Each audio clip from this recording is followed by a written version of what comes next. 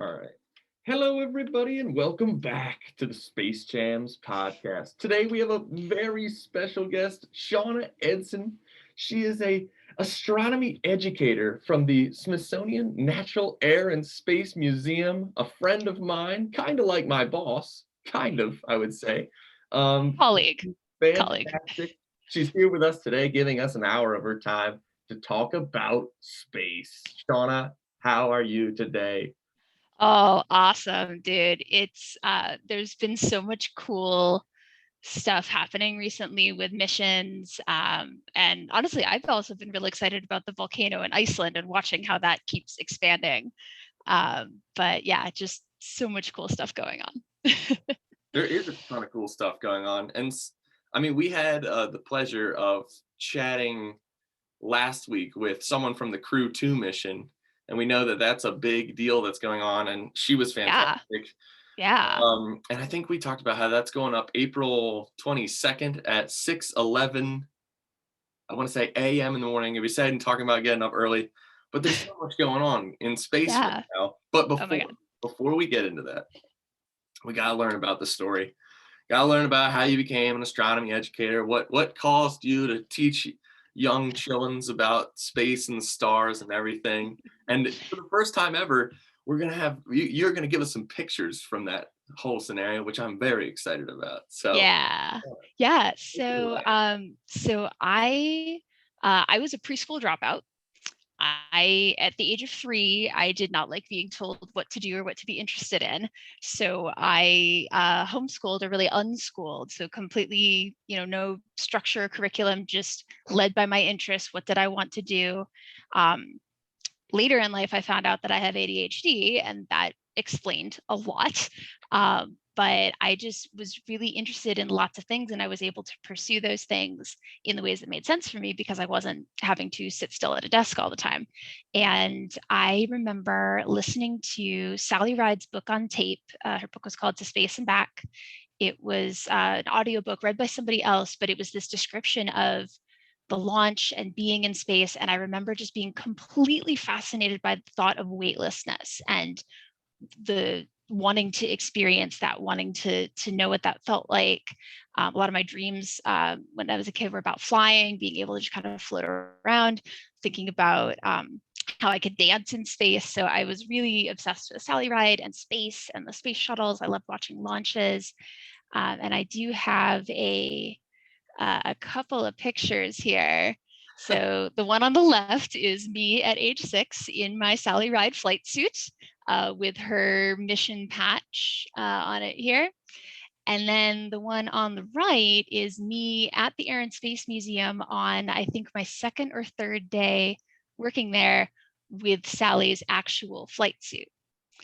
So that has always felt very full circle. She was my hero growing up. I got to go see her do a book reading, book signing at the San Jose Tech Museum when I was about this age. And then, loving space and astronomy and learning science the way that she did, and eventually getting to work in the place that keeps her artifacts. We have one of her tennis rackets. We have some of her microscope from when she was a kid. She always really loved science and learning. So, and she devoted the later part of her life after she retired from being an astronaut to founding Sally Ride Science and trying to get kids, but especially girls, into science and showing them that they can, and that it's interesting, it's for them, and that if they are persistent in the learning, that they can do it. So Sally was a big inroad for me, but I also would go camping and see the stars. And there were chaperones at the 4-H camp I did who had a telescope and would show us the sky. It was in August, so the Perseid meteors would be happening. So that this was just always the enormity of the universe and our place in it, and how small and yet precious we are, has always been really grounding for me. It's nowadays I think of my mission in life to give people their daily dose of wonder. That is my thing, because when you see something, when you learn something new and cool, when you look at the stars, when you can watch the moon rising against a tree and realize that you're watching the earth turn, the feeling of the floor dropped out, just like wow moment, is I think the secret to happiness, or one of the secrets to happiness. So I love that astronomy is this field that belongs to everybody, that can be accessible to everybody, that we can all learn about and wonder about. And you don't have to have gone to school for it. It doesn't have to be your profession. You can wonder about it, observe it, learn about it in whatever ways suit you. So I got, see the short version. I had a really great teacher at the community college that I did instead of high school, because I unschooled until I would have gone to high school. I had a really great geology professor, so I majored in geology, which is very much the how things work and why stuff happens on the Earth. Did environmental consulting for a few years, which was soul-wrenchingly boring, very repetitive. Wasn't learning a whole lot of new things other than environmental regulations, which were only so interesting to me. Yeah. But I started volunteering at a local museum that had a Mars exhibit. And so I was wandering around visitors, showing them. We had these giant 3D images. So they were the blue and red with the glasses and these huge images of Mars. And I'd be wandering around showing visitors, hey, look at this. What do you think this crater is? Or does that look like a volcano? Or is this, do you see a spatter pattern here? And realized that 4 hours of doing that volunteering went really fast. It's like, maybe I should get paid to do this instead. This is cool.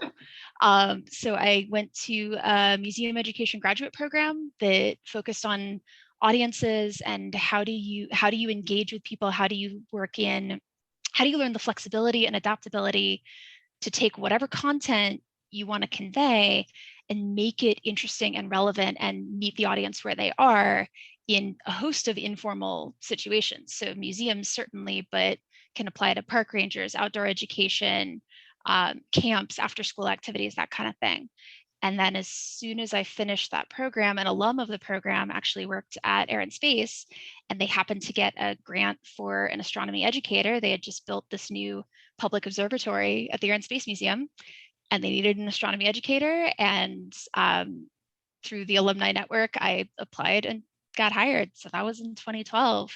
And I have been an astronomy educator at the Air and Space Museum ever since. So we have our public observatory. We show people telescopes, the sun safely with filters. We can see the moon. We can see Venus when it's up during the day, every 18 months or so. But what we get is the wanderbys. We're outside the museum. People are coming up the sidewalk, kind of looking around for things to do in DC, and they stumble upon us. So we get to give them this sort of surprise dose of wonder, like, hey, you want to come see the sun? Wait, really? No, really, come here. Look, I'm looking at it. I'm not blind. Come see this. And like, oh, wow, that's really it right now. Like, that moment is what I live for. So we have the observatory, but we also have hands-on activities and field trips and teacher professional development. So there's this huge range of things that I get to do in this job, but I am constantly learning. I am constantly getting questions from visitors, which is the absolute best part of my job. The questions that make me think about something differently, or look up something I didn't know before. And the way that I see visitors who clearly love and are interested in it, but haven't felt like they have an inroad to it, because it can feel sort of huge and confusing and mathy, sciencey, scary. But my goal every time is to see what people are interested in, follow their curiosities, answer their questions in ways that they understand, that they connect with, and to give them ways to follow up.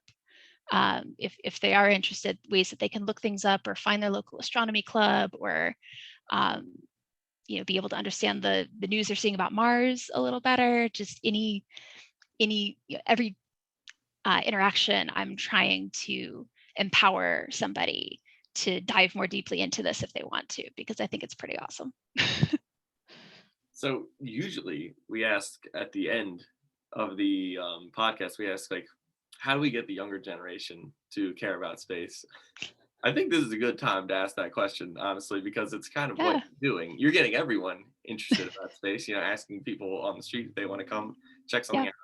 I know that my love for space stems from a lot of things, but I went to the Air and Space Museum so many times. Like, I only lived about an hour away, Yeah. and my mother would take us there like twice a year.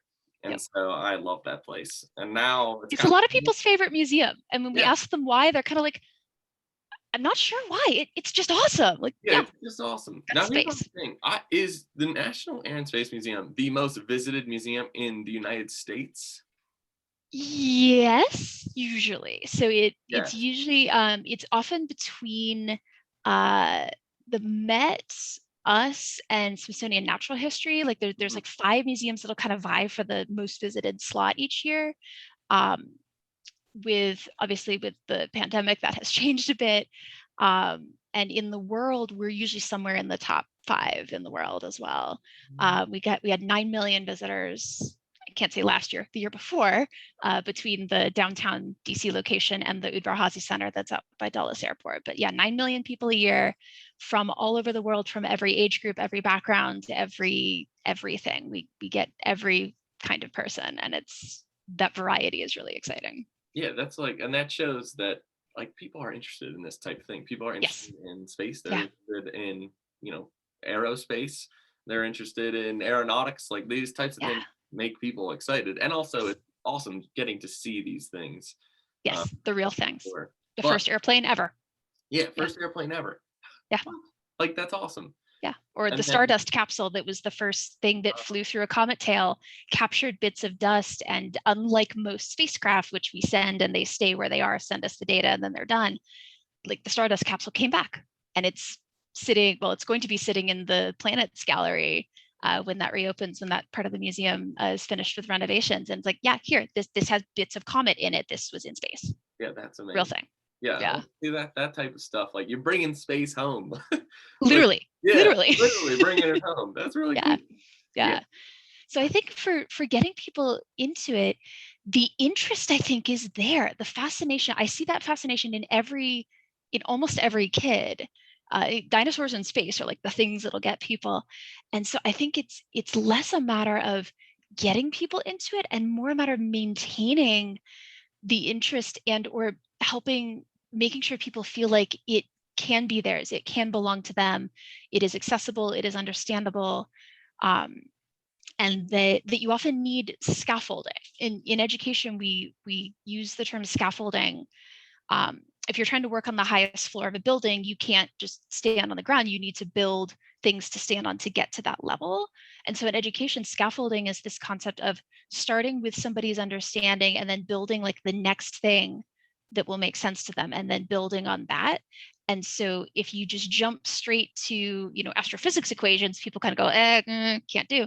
But if you have somebody who's able to be that facilitator, or several people in your life who can be the facilitators to sit with you where you are and take that next proximal leap, like what are the next things that you're wondering about, that you're interested in, how can we explain them or connect them to something. For people who don't necessarily have an educator, facilitator, someone to do that, it can take the form of finding a YouTube video that explains a concept that you've heard you've heard somebody talking about Mars and soil sampling. Well, what is soil sampling? You can look that up and you can so you can do some scaffolding yourself to sort of build those things. But I think the hardest thing about a lot of science fields is that they feel huge and overwhelming. And so taking them in pieces and empowering people to explore those pieces um, allows the drive and the fire that's fascinated by the universe and the enormity and space travel and weightlessness and asteroids and everything else.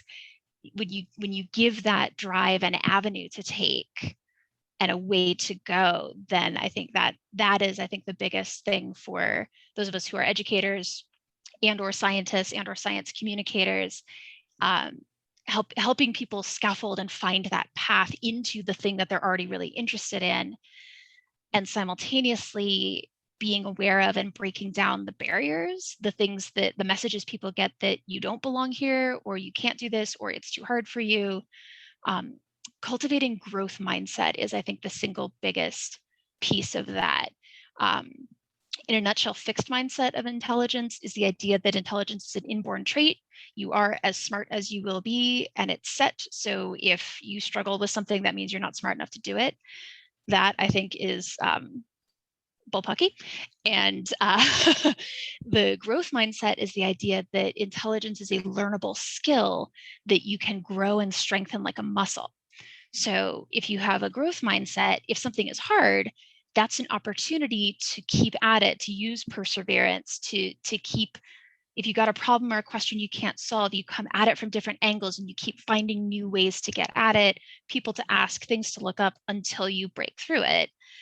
And that idea is that kind of thing will strengthen you, will help you be better at solving problems, will help you be better at thinking through things.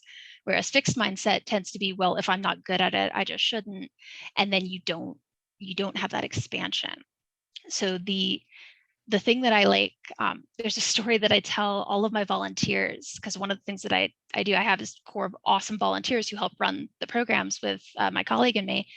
And we were doing a training and we were talking about growth mindset, and especially for bringing girls into science fields. And this volunteer who's a PhD candidate, brilliant, all of us who worked with her, like, you can't be in the same room as her and not learn stuff. Like, she's one of those people that just effuses interesting things. And we were talking about this and she stood up and said, I am a PhD candidate in astrophysics. I graduated with honors, Phi Beta Kappa. By all measures, I am smart. And I spend 85% of my day staring at my data, having no idea what it means. So the reason that I'm good at what I do isn't that it comes easily to me. It's that I keep pushing through the confusion. I keep going at the problem until I develop the way around it or the way through it. And I will never forget the whole room kind of just going, wow, because they all thought of her as brilliant. And the idea that she could be confused by her data and not have the science just come to her like that, that image of the sort of lone genius, it comes to you easily, of scientists, is so pervasive, because we all see, the Nobel Prize ceremonies and the announcements of big discoveries. We don't see the hours of blood, sweat, tears, nearly giving up and, falling into a colleague's office going, I can't figure this out.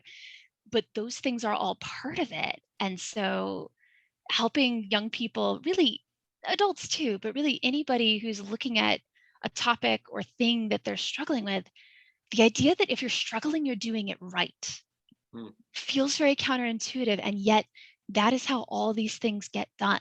The engineering process is you build, test, something goes wonky, okay, adjust, new one, build, it's iterative. It is not right on the first try. It is the keep at it. And I think we're all rather well practiced at keep at it after the year we have all just lived through. So I'm hoping that idea of growth mindset and of finding new ways to get at a problem, and also knowing you don't have to do it alone. Science is done by teams. So finding people you can talk to, questions you can ask, resources you can pull from.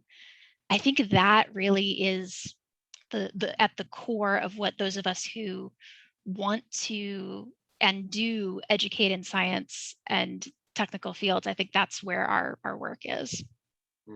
I think, well, who is it? Thomas Jefferson said, I find that the harder I work, the luckier I am, or something. Yeah. That's like Exactly. every, we've talked to a bunch of very smart people on here, Right. and they've all said, like, a lot of it is just getting, like, first of all, you need a desire, and then you need Yes. to go for it and work. Hmm. It's going to be a lot of hard work, and it's going to be hard, but then you get to do this. So Right. that's come from scientists, that's come from astronauts, that's come from, Yeah. space lawyers. They all say the same thing. Yeah. Like, It's all true. yeah. And the other great thing is you talk about finding people that would help you be Hmm. on your team. Hmm. Most people in the space community are looking to help anyone they can, Yes. like, to be a Yes. part of anything. Like, it doesn't even have to be space. Like, they will help Yeah. you do anything, like, Hmm. understand anything. Yeah. It's a solid band of people for sure. It Yeah. is. And Yeah. I love getting emails from students, or people coming up to me wanting to know how I got here, what classes they can take to get into the field. There's, yes, professionals are busy, but we also, somebody reached a hand out to us. I had mentors, I had teachers, I have had bosses who have nurtured me and reached out a hand and helped me along. And so getting to be in a position where I can now do that for others and see how they blossom, how they light up and go on to do their own things, incredibly rewarding. So students, make that cold call, email that scientist, reach out to somebody, do an informational interview, find out from someone who's doing the work you think you want to do what it's like, because that, we really do love doing it. Yeah. A good example of that is this podcast, because everybody we've had on here, I've simply just emailed and they've come back to me. Yeah. I would say you're like the first one I knew. Now I want to say that's kind of true. I think maybe there might be one in there that I'm not thinking about, but like they Yeah. email. Generally they get back to you Yeah. and they're Reach like, out. sure, I'll come back and I'll talk to you. Like, why not? So yeah, that's And fun. if they don't, they often know someone that will talk to you. So Yeah, if you get a no, then okay, who else could I talk to? Like, yeah, sometimes you'll talk to persistence. introverts, yeah, and then Yes, that is they'll true. send you an extrovert, exactly. Yep. Yep. Yep. Well, that's fantastic. I agree 100%. And then also people, it's just good fun. And then once you make it, you can come on my small podcast and you can tell me about how you made it, and that's the key. And then we can talk about things like the Ingenuity helicopter that has just been put on the ground. It's touched down. It's on the surface. Yeah. It survived the 4-inch drop, and Perseverance dropped it and drove away. And I love the picture of, I think they posted it on Tuesday or Monday, maybe, of Ingenuity sitting on the surface and the rover tracks, and then you can see the back of Perseverance as it's taken the picture. And I cannot get over the fact that there's a piece of fabric from the 1903 Wright Flyer on that helicopter, because we have the 1903 Wright Flyer, the first airplane ever, the first powered controlled flight anywhere. And now a piece of that artifact has gone to Mars, where hopefully, I think as soon as maybe this Sunday, we will have the first powered flight on another world.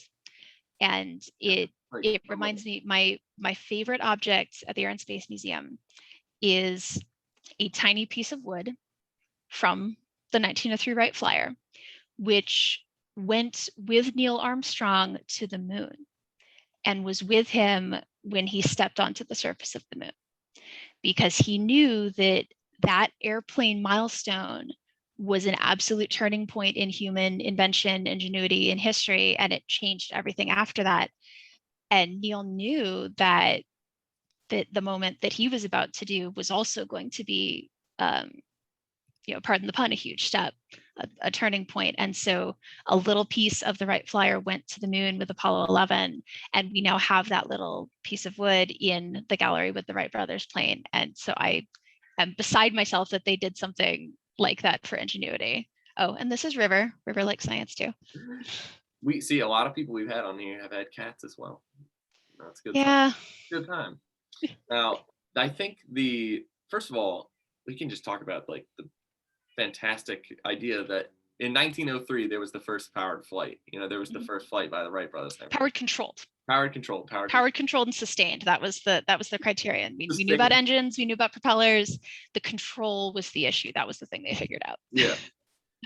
And then we, fast forward to 1969, and that is on the moon now. And then the difference from going from just essentially gliding with some power, falling with style. Yeah, falling with style, exactly, to then we're on the moon.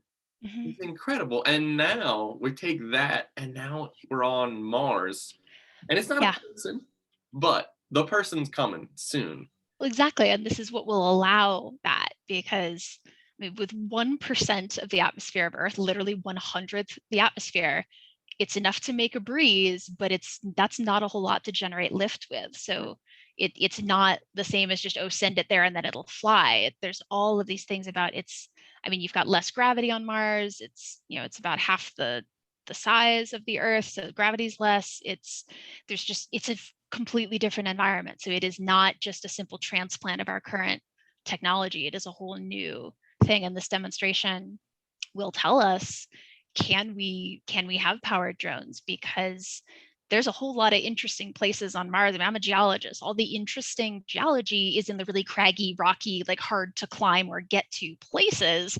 And the rover, of course, is sitting there with 6 wheels going, I'd really like to not get stuck. There is no rescue service on Mars. If I get stuck, I'm done. No So if we have drones that can fly over and get close-up footage of places the rovers can't drive to, as a geologist, like that's what I'm interested in. I want to be able to get up close to the rocks that are in these weird perilous places, because that's where the story of them is revealed. If you have a cliffside, you've got layers, you've got, crystals and minerals and chemicals you can test that will tell you what happened there, that will tell you, was there water? What was it like? What was the environment? That is the story of the planet. And so the idea, it isn't just, oh, cool, we can fly a drone. It's, we can go scope out things and get way beyond the range of what a rover can drive to. Never mind that, the rovers are amazing and awesome. It's a robotic geologist. They sent me there. I can't, swallow a rock sample and give you a chemical analysis of it. Rover can do that. But it also, for a human with legs who can climb and look around with peripheral vision and do all that, a human can do in like 5 minutes what it takes the rover several days to do. Because like I said, there's no rescue service. So we drive it very cautiously to make sure it doesn't get stuck, and we make careful decisions about what it's going to do each place it goes. But yeah, so the idea that we would be able to fly around, get close-up footage of things, and be able to scope out possibilities for eventually being able to send humans there and build a habitat for at least a short-term mission. Yeah. I mean, and you were talking about like the obstacles, and it's a different place, different atmosphere, different everything. One of the big milestones they were talking about last week was that it survived its first night, because on Mars it can get to like negative 130 degrees Fahrenheit, which is like not warm. Freezing. Yes, electronics often don't like that. So I am kind of worried, and we're talking about the 100th of the atmosphere. Like, there is a chance it might not work out. It's like that's exactly. But that's like, I guess that's science. No matter what happens, we will learn something.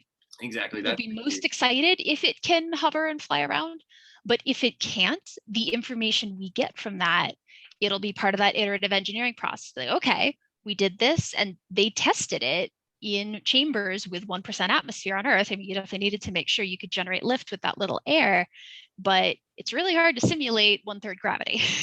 So that part, we will see. But yeah, even if it doesn't work, it's a data point. It's not a failure. It's a data point, and it gives us more to learn from. Yeah, I think it's gonna be. I'm very excited, and I want a nice picture of it flying, and from Perseverance, like showing it hovering. That would be crazy. Yeah, like that's insane. That's science fiction stuff to the max. It is. This kind of, to me, is a stepping stone to something greater, which I talked about a lot, but it's not like a big project right now. But it's called Firefly. And it's Dragonfly, I think. Dragonfly. Dragonfly is going to Titan. Helicopter on Titan. Yeah. That would be the best thing ever. And it said it can fly for like 250 hours, like completely. So it'll have to recharge, but like it will have to. It can. I mean, you can get so far in 250 hours. We can have so much information in 250 hours. And that's what Titan is fascinating. So Titan is Saturn's largest moon. It's way far out there. Saturn is something around like 10 times the distance that Earth is from the sun. So the sun's far away, it's small, you're getting a fraction of the sunlight. I don't remember how Dragonfly is being powered. I would assume it's nuclear and not solar. Somebody look that up for me. But Titan is the only other world, moon, planet, anything that we know of in the solar system that has actual liquid on its surface. Now it's methane. It has lakes of methane, not water. It's a bit cold there, but it has sand dunes and lakes. It's got about the same thickness of atmosphere as the Earth does. So it's not like wicked thick like Venus. It's not super thin like Mars. It's sort of comparable to Earth, and it's nitrogen, or at least majority nitrogen like ours. So there's a lot of analogs to Earth, minus the whole, really cold part. And there's so much that Titan can teach us about potential habitability and potential life in other worlds. We think of, okay, Venus, Mars, close to the habitable zone, that distance from the sun where you can have the right temperature for liquid water, we don't tend to think of the outer planets as being habitable.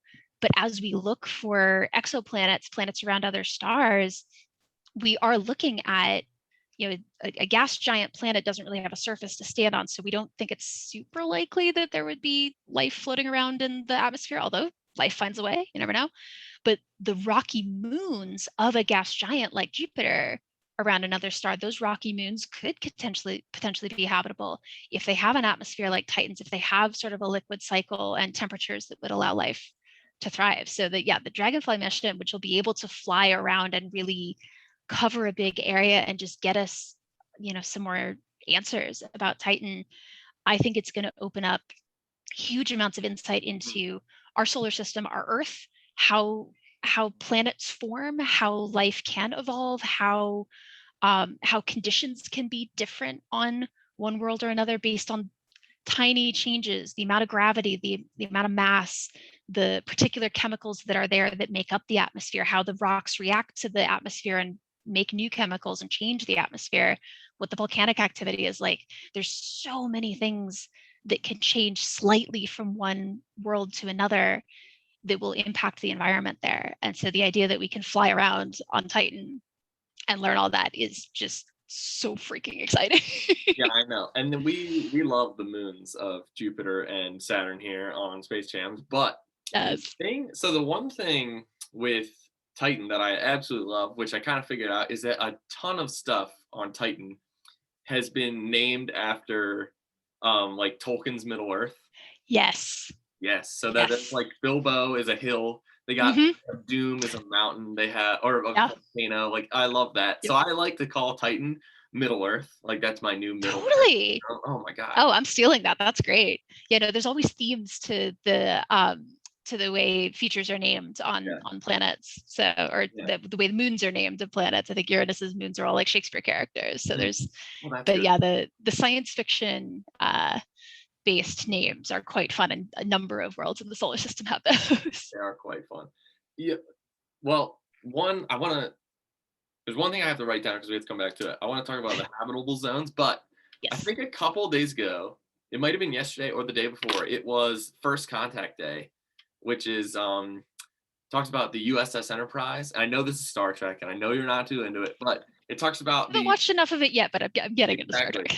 I'm not exactly sure what the First Contact Day is. I believe it's like 2000 and like 63 or something. It's like in the future. It's like the first time we meet another alien civilization. But the Air and Space Museum has this awesome diorama or model of the Enterprise and everything. I thought that was so cool. It is. I mean, it's the real Enterprise. It is the ship that was used for the filming.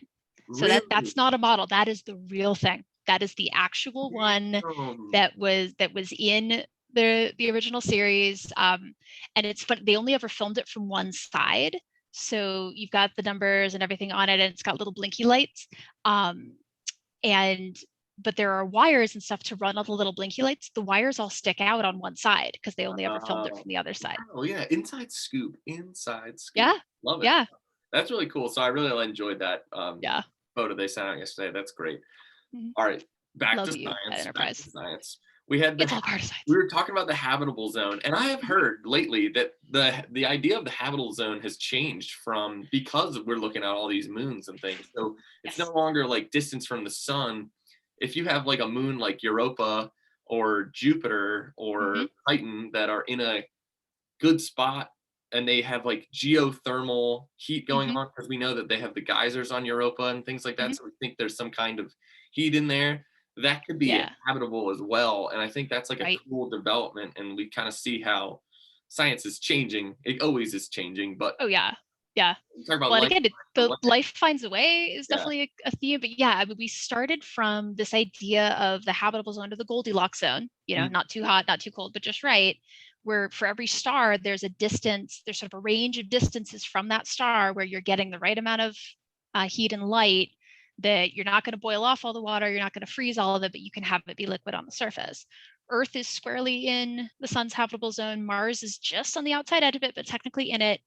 Venus, there's been debate about whether, because it's on the inside edge, there's been debate about even if it didn't have the monster atmosphere that it has now, which acts like a giant blanket, which is why it's 900 freaking degrees on the surface there. If Venus is too close to have been habitable, even if it did have like a Mars level atmosphere, there's different models that say different things, but it's all based on the distance from the star. And obviously, if you have a hotter star, the habitable zones can be farther away to get that same sort of temperature balance. But there are these other factors. So the atmosphere of a planet, the mass of the planet, how much atmosphere it hangs onto, what chemicals are in that atmosphere. You have things like carbon dioxide will have more of a greenhouse effect than, say, nitrogen or some other gases. And then, yeah, there is this more recently this idea that moons of farther away planets, where the planet itself may not be in the habitable zone, but the gravitational pull of a really massive planet like Jupiter, for some of the moons like Io, which is really close to Jupiter, the gravity is pulling and stretching it. And that those are tidal forces, like the tides, the moon pulling on the Earth's ocean to cause the tides that we have. The pulling on a little moon like that will heat it up. Tidal heating is a thing. And so that's why Io itself is so volcanically active constantly, because it's got all these massive gravitational forces on it. But that is another option. That's another way to heat a rocky world. And I'm saying world because it could be a planet or a moon, depending on whether it's directly orbiting its star or orbiting another planet. But yeah, the idea that it doesn't necessarily have to be habitable at the surface. You can, Europa and Enceladus around Saturn and a number of other moons have either an ice shell or an ice layer, rocky shell, but an ocean underground. And again, there is life that lives down in hydrothermal vents on the Earth that has no sunlight. So life can exist without having access to sunlight. There are chemical ways to make energy. So the idea that if you've got habitable conditions somewhere in that world, maybe not at the surface, but maybe down below in an ocean or just in the underground environment, that suddenly opens up all these other places that life could have evolved and could exist. And that means that for the 4,000 plus exoplanets that we know or have confirmed the existence of in our galaxy, and the thousands more candidates that we hopefully will confirm, like that is suddenly a lot more options for where life could be. So in a universe this size, I personally am quite sure that life must exist somewhere else. The question will be how do we detect it and when? And part of that is going to be what our definition of life is. And if life is far more diverse and resilient than we expect, we're going to have to open our eyes wider in order to even recognize it, if we do find, or so that we can find it. Yeah, and I think like a lot of people were talking, like, ask, like, why are we going to Mars? Why are we doing all these things? A lot of these things could, like, understand our own planet, and that involves the creatures on it. But the thing I love, that tidal force you're talking about, that like Jupiter has on Europa, it's causing all that energy and everything. And you talked about how, these some organisms on our Earth, they think that's kind of where it all started. That's like the new theory now, that thermal vents would be the place, and the chemosynthesis. So chemosynthesis. So you just have all those like chemicals and everything coming out of those vents with that heat, kind of creating life. So people, that could be the case. And I love talking about it because it's total speculation, because we can't see Europa, and that's why it's the best, because that's my favorite part about science, because I don't know any of the actual science. I just know the speculation stuff. So that's what's fun. Well, and see, that's the thing. You don't have to know all of the math and intricacies to understand there's a possibility. Here's a couple facts. There's a possibility that this other thing exists on another planet. Like you can love that and be super excited about that with that level of understanding. And that's, Exactly. And if they don't go in my lifetime, I could just die thinking that's the case. So that's the key. So I don't have to ever be upset or disappointed, or I don't ever have to deal with aliens, okay? Because that would kind of screw me up too. That would be a lot to handle. So the aliens are most likely to be like algae or bacteria. Like whatever we find first is probably going to be a fairly simple life form. That's true. But we don't know. We don't know. It's like dragons or something, honestly. But let's, what? That's just Jim's cold take is that we're gonna fight dragons first. That's my cold take. Anything is possible in a universe this size. True. Speaking of dragons, Crew 2. Awesome segue. Yeah, I didn't even actually think to do that. But then, speaking of Dragon, we have the Crew 2 mission, which I know you're excited about. Yes. Unfortunately, I haven't been able to attend our astronomy club in a couple of weeks, but I was definitely going to talk about Crew 2 and see what everyone was thinking. But Yeah. we have a couple of different. We have JAXA, Hmm. NASA, and the ESA all represented on Crew 2, and it's the Yep. second flight for the Crew Dragon, which is Hmm. exciting. And that's coming up Yes. April 22nd. So I'm excited. The commercial space age started with Hmm. what was it, last June, or May, where Yeah, I think it was May. I think it was May, Yeah. where the Demo 2 mission went up. And that was super exciting, bringing Oh man, that was science something. back to America. Yeah. Um, but Crew 2, Well, and I was surprised at how spacious the capsule looked because mm, like when I've seen there was a prototype Dragon capsule that came to DC a couple of years ago. You stand outside, it doesn't look big. You're mm, like, 4 people are going to be in that for a long time. I'm not a fan of that. But the way that they stowed the seats and everything, it was just like, okay, they actually made it look reasonably spacious. That may also be the fisheye lens, but whatever. Uh, but yeah, this next crew and the the amount of cooperation between the different countries and mm. space agencies. Space belongs to everybody and it works much better when you collaborate. It's too big and too expensive for any one country or entity to do on their own. And so the amount of collaboration really, really makes me happy. No, yeah, it's great. And last week we had the deputy program manager, I want to say, for the Yeah. Crew 2 mission, and she was talking all about this, and she was saying how, they're very excited to have human flight back on American soil. Like, it's huge, Yes. and we continue this cooperation to the ISS because it is the International Space Station, and we are like want to It be a is. part of bringing it Yes. all back. International, 16 countries worked on that. Exactly, It is very a cool. big collaboration. Yeah. You talk about the looking at the dragon as being like it looks very futuristic and everything. Hmm. It looks different than our Yes. previous capsules. Obviously, we stopped doing the capsules for a little bit. Well, Right. the Well, studio was doing the we capsules. went to the shuttle, We went which to the was shuttle. supposed to be reusable and make spaceflight very economical. It did not turn out to be quite as much as the government had hoped. But in a way, we've gone back to this. I mean, the Mercury, Gemini, and Apollo capsules were that cone shape, Yeah. which comes from meteorites. When meteorites are coming in through the atmosphere, the Oh, front side is getting more friction, and it melts and spreads out and becomes this sort of shield. So the capsule shape was inspired by what happens to meteorites that are coming in through the atmosphere, huh. because they melt and form into this shape that shields with the flat side and protects the part behind it. So we did the capsules for a while, and then there were a few, Skylab and a few other missions that did some sort of different formats. And we went to the shuttle, but we have gone back to this capsule idea because you need something really small to put on a really giant rocket to get it all the way to the moon or Mars. And then you need as little as possible that you got to get back off of the surface of wherever you are. And generally, the capsule will stay in orbit and a small thing goes down like we did on the moon and then go back up. And then the capsule comes back into our atmosphere. But yeah, in a way, we've kind of gone back to that basic design, but obviously applied everything we've learned in the last 50 years since we were doing that. Yeah, I mean, I think that's very cool. And now we have these new companies and things like SpaceX who, their Mm-hmm. Starship, something like we were talking to one of our good friends, Brad Wasser, about this, and the Starship is going to have like an incredible amount of thrust. Like it's going to be almost double the Saturn V, but it is going Which to is take like nuts. nuts. That's nuts. And so, like, I don't know if you know, but I'm working on like a superlative thing for the museum. That's like my Yeah. artifact immersion, Mm-hmm. and one of the Ah. superlatives is the Saturn V because it Mm-hmm. is the most powerful flown F1 rocket. engine, most powerful engine we've ever built. But Artemis is about to, the SLS is about to overtake that with Yes.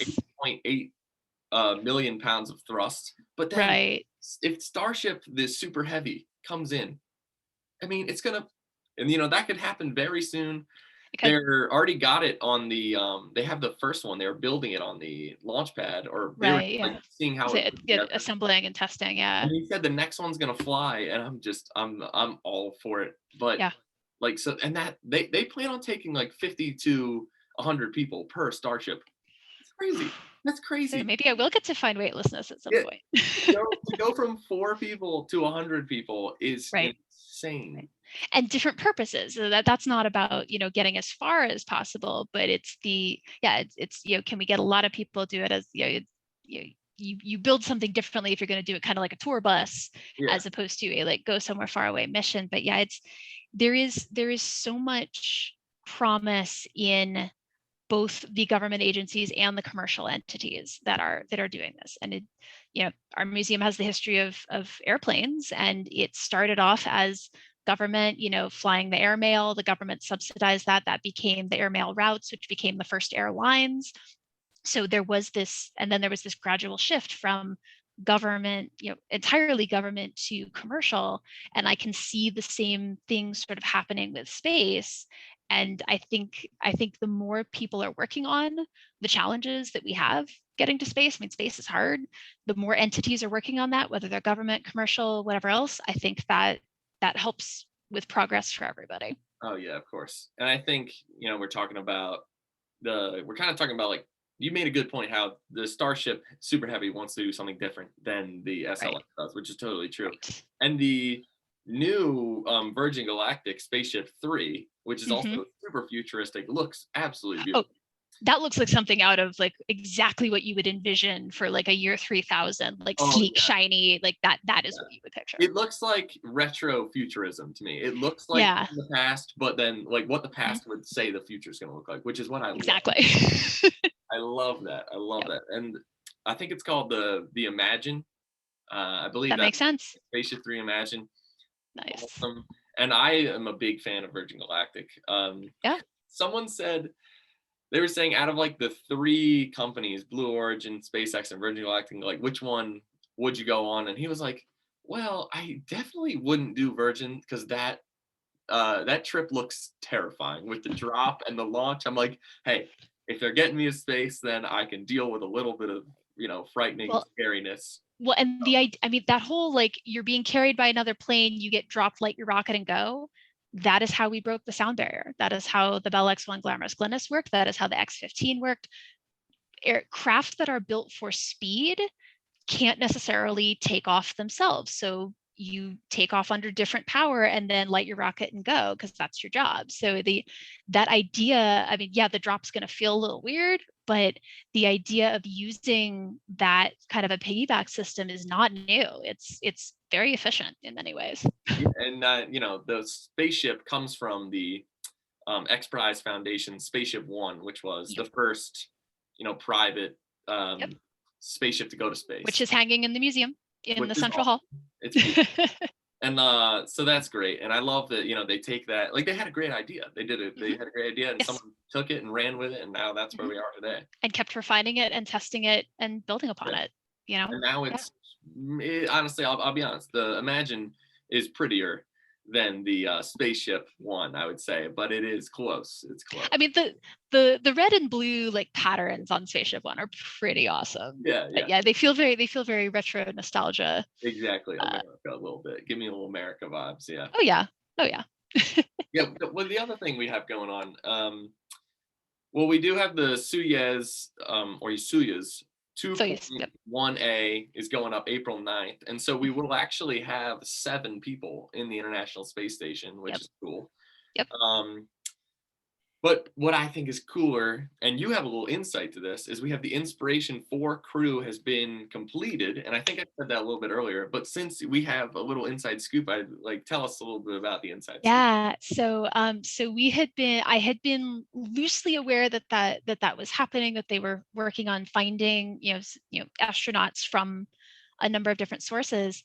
And I think it was 2 weeks ago when the crew of 4 was announced, and I realized that I recognized somebody in it. So Dr. Cyan Proctor was a fellow with us here at the museum a few years ago, and she is one of the astronauts that was selected for that. And she is brilliant and enthusiastic. She's a geoscientist. She is a science communicator. She is all of the things. And for the whole time I've known her, she has been working on finding ways to go to space. She's applied to be an astronaut multiple times, and I mean, Mike Massimino, who ended up basically saving the Hubble on one of the missions, astronaut Mike Massimino had to apply, I think, 5 times before he got in. And so Dr. Proctor has just been persistent and just kept at, the growth mindset. Like, okay, if that avenue didn't work, find another avenue. But I was so thrilled when I saw that she got that opportunity. And I cannot wait for the science demos and enthusiastic, amazing videos that I'm sure she will make from her mission. But yeah, that avenue of looking at generosity and inspiration, these values, and using those as a way to find people to be this sort of new generation of astronauts, because being an astronaut is extremely selective, and there's a whole lot of questions around who gets to go to space, who chooses who goes to space, what are the criteria, what are the barriers to access, how do we make space more representative. There's all of these questions around decisions and power and reasoning for it. But yeah, Dr. Cyan Proctor, I'm so excited that she's on that crew, and for all of them in that group. But that was pretty exciting. So we've got an air and space connection Yeah, there you going go. on that crew. It's very cool that it's the cool part about it, I guess, for people who don't know, is it's a full civilian crew. So It like is none of them are, all civilian. none of them are actual astronauts. I think the name, They will be when they fly. it will be when they fly. And my mother and I have talked about this. I think they'll be astronaut in name, but not in status. Well, I mean, the astronaut not means sailor essentially, and from nautical, for the sea.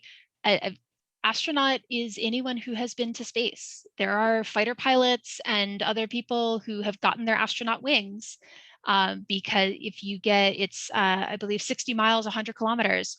You break that, you have been to space, and you are considered an astronaut. See, I'm So they 100% will. agree. There's like there's like the official core of astronauts that NASA and ESA and the other agencies select and train and have as candidates, but they are still considered astronaut candidates until they've actually gotten to fly. Yeah. So Yeah, I'm at least 100. that's my understanding. They are astronauts by what technically astronauts, but there's a difference between, I think, going up on Inspiration 4 and then flying to be being Alan Shepard and risking your life to go and do that. So that's why I say I mean, you are risking your life when you go. A rocket is a lightly controlled bomb, and you are aiming it carefully, but there is always risk involved. But yeah. again, it's opening up more pathways to this. Like, Oh, space is there, and there's a limited number of ways to get there, and there's criteria. I mean, the first astronauts were all test pilots. When they started out, it was all, you had to be a pilot. It wasn't until around, I think, 1978, Sally Ride's year, where they started opening it up to scientists who were not already pilots. They all get trained as pilots once they join the Corps. But yeah, there started out being this very narrow, all military background, all pilots. And we started expanding it out to scientists. We know the tragic example, Krista McAuliffe, who was the first teacher in space, who was on board the Challenger on the day of the disaster. But that we've opened it up more and more to other kinds of people who bring experiences and knowledge and perspectives that are really useful on a crew. So yeah. I am thrilled that more kinds of people and people from more backgrounds are getting the opportunity to be ambassadors to space. And I think that was like one of the beauties of the shuttle. And I think we have the most successful shuttle at the museum. Yep. I say we because I'm an intern there, so I get to say we. You're part of Air and Space. You're in the Air and Space family. I'm in there. So, but and the beauty of it was, like, it got so many more people up there because it was a crew carrier, and it was also a cargo carrier, and it could take 7 people at once. So yes, I think there was one mission that had like 10 maybe, but yeah, normal shuttle crew was maybe 7. Yeah. So that was the beauty of shuttle. If shuttle did one thing, it gave more access to space to humanity, which was also great. Yeah. Oh, well, we are running out of time a little bit. So I'm going to ask you one more question. And that's going to be my favorite. It's a classic question, but I'm going to ask you, Excellent. what is your favorite science fiction book or just book in general? There are so many things that I love. And I read a lot of biographies. I read a lot of sort of nonfiction stuff. So I'm going to give it a two-part answer. Nice. My absolute favorite biography is Chris Hadfield's An Astronaut's Guide to Life on Earth. Mm. And for anybody who is thinking about being an astronaut, he really describes what goes into that. Be a team player, be humble, be interested in the mission, not the glory, be devoted to being good at what you do. And yes, every astronaut candidate wants to fly, but you also understand that you're playing a part in this bigger thing. And the way that you can best do that may be flying and may not be, and you accept that as part of the deal. He's funny and humble. I also got to hang out with him for an hour with him and his wife Helene, who's absolute badass, love her. He was signing books for a book signing, so I spent an hour like flapping the books and talking with the two of them. He is as wonderful in person as he is in all of the YouTube videos. But his book, An Astronaut's Guide to Life on Earth, is fantastic. And then one of my absolute favorite fiction books is The Martian. Right. And it is just such a wonderful nerd romp through, and that is persistence. That is the new problem. Okay, MacGyver solution. Oh shoot, new problem, MacGyver way through the solution. I had a feeling at the beginning how it would go. I figured people wouldn't love the book so much if it had a sad ending, but how does he get there? How does he do this? What unfolds all along the way? And the amount of accuracy and detail, the number of things that Andy Weir got spot on, or at least absolutely within the realm of what we are planning for a habitat, for a crewed mission to Mars, what it would be like. The least accurate part is the windstorm at the beginning that sets the whole thing off, because like I said, 1/100th of an Earth atmosphere, the wind would not be strong enough to blow an antenna like that. But everything else totally checks out. And it, again, just this sense of not giving up when it seems like all is lost, when it seems like there isn't a solution. So that for fiction is one of, like I said, I have ADHD. I don't tend to sit still and read or watch things for a long period of time. That book had me riveted to my seat, turning pages until 3 a.m. I think I finished it in like 2.5 days, which is unheard of for me. So for the innovation, for the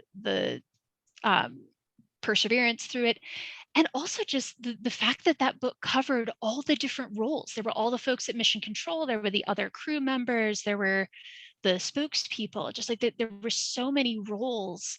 There's so many people in a team behind these 6 people that go to Mars, and everything else that goes into supporting that. I loved how that book really made visible the roles besides astronaut, because being an astronaut is extremely selective and hard to get to, but there's all these other ways that you can be part of it. And now as humans are, as multiple organizations and governments and entities are working toward being able to send people to Mars, people who are excited about space, excited about Mars, and want to be part of it, astronaut is one job that is, this much of it. And then there's these huge teams. There are nutritionists and suit designers and software engineers and graphic designers. Somebody's got to make the images that show us what it's going to look like on Mars to get us all excited.